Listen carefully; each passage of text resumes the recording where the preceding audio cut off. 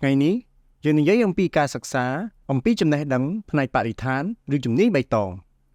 គោលដៅនៃវីដេអូនេះអ្នកសិក្សាទាំងអស់គ្នានឹងមានសមត្ថភាពក្នុងការកំណត់អំពីផលប៉ះពាល់របស់សារធាតុធ្វើឲ្យត្រជាក់លើបរិស្ថាននិងបង្ហាញផលចំណេញផ្នែកបរិយាកាសពីការជួសជុលម៉ាស៊ីនត្រជាក់ប្រកបដោយប្រសិទ្ធភាព 1. ការប្រើប្រាស់សារធាតុធ្វើឲ្យត្រជាក់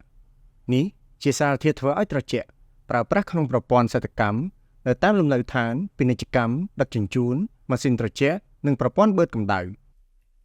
នេះជាសារធាតុធ្វើឲ្យត្រជាក់ O141A ដែលជាសារធាតុជំនួយធ្វើឲ្យឡើងប៉ោងសម្រាប់ផលិតកម្មពូកអេប៉ុងនិងផលិតផលប្លាស្ទិកផ្សេងទៀតសម្អាតប្រេងខ្លាញ់លើលោហៈធាតុទូទៅ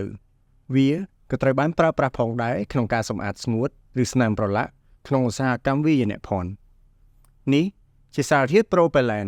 ដែលជាសារធាតុជំនួយធ្វើឲ្យសារធាតុប្រហើរក្នុងហ្វូមកោរពុកមាត់ទឹកអប់ទឹកសម្អាតកញ្ចក់ទឹកសម្អាតប្រេងនិងខ្លាញ់ហើយនេះជាបំពង់ពន្លត់អគ្គិភ័យប្រភេទ Halon និង HBFC នេះជាមេទីលប្រូម៉ានដែលជាថ្នាំសម្លាប់សត្វល្អិតសម្រាប់ដីកសិកម្មការរៀបចំសម្អាតមុនដឹកជញ្ជូនកសិផលជាដើម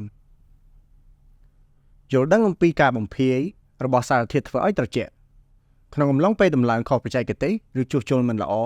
អាចបណ្ដាលឲ្យមានការលេចជ្រាបសារធាតុធ្វើឲ្យត្រជាក់ចេញទៅបរិយាកាសក្នុង1គីឡូក្រាមនៃសារធាតុ O22 អាចបំភាយចេញឧស្ម័ន CO2 1820គីឡូក្រាមទៅក្នុងបរិយាកាសក្នុង1គីឡូក្រាមនៃសារធាតុ O134A អាចបំភាយចេញឧស្ម័ន CO2 1430គីឡូក្រាមទៅក្នុងបរិយាកាសរីឯក្នុង1គីឡូក្រាមនៃសារធាតុ O110A អាចបំភាយចេញឧស្ម័ន CO2 2088គីឡូក្រាមទៅក្នុងបរិយាកាសចំណែកលក្ខណៈសម្បត្តិផ្នែកបរិស្ថានវិញក្នុង1ម៉ូលេគុលនៃសារធាតុ O22 គឺសក្តានុពលភាពបំផ្លាញអូโซន 0.055 និងសក្តានុពលកើនកម្ដៅផែនដី1820គីឡូក្រាមក្នុង1ម៉ូលេគុលនៃសារធាតុ O134A គឺគ្មានសក្តានុពលភាពបំផ្លាញអូโซនទេប៉ុន្តែមានសក្តានុពលកើនកម្ដៅផែនដី1300គីឡូក្រាមចំណែក1ម៉ូលេគុលនៃសារធាតុ O110A ក៏គ្មានសក្តានុពលភាពបំផ្លាញអូโซនដែរប៉ុន្តែសក្តានុពលភាពកើនកម្ដៅផែនដីស្មើនឹង1730គីឡូក្រាមនិង1ម៉ូលេគុលនៃសារធាតុ O290 គឺគ្មានសក្តានុពលបំផ្លាញអូโซនទេ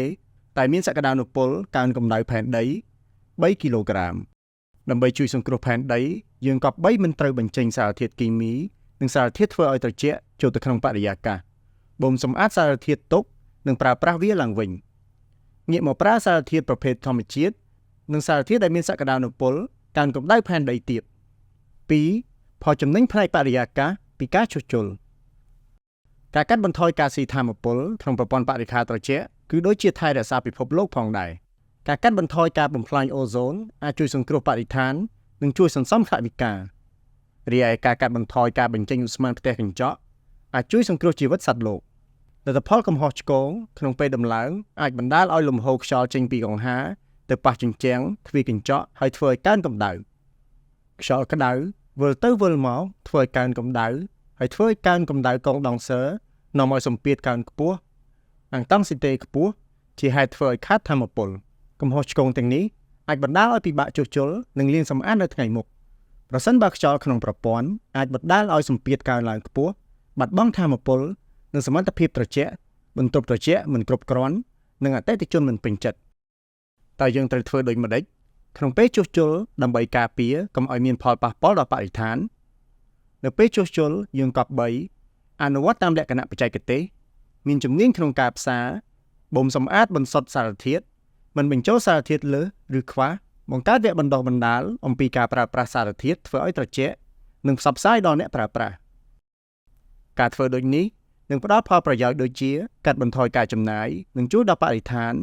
មិនមានការលេចជ្រាបនិងចំណេញថវិកាមិនមានការបញ្ចេញសារធាតុធ្វើឲ្យត្រជាក់ចោលទៅក្នុងបរិយាកាសនិងសន្សំថាមពលអគ្គិសនីក្រោយពេលទស្សនាវីដេអូនេះចប់អ្នកសិក្សាទាំងអស់គ្នាមានសមត្ថភាពក្នុងការអនុវត្តការកំណត់ពីភាពប៉ះពាល់របស់សារធាតុធ្វើឲ្យត្រជាក់ទៅលើបរិស្ថាននិងបង្ហាញផលចំណេញផ្នែកបរិយាកាសពីការជួសជុលអរគុណសម្រាប់ការយកចិត្តទុកដាក់ទស្សនាលើវីដេអូនេះជួបគ្នានៅវីដេអូបន្ទាប់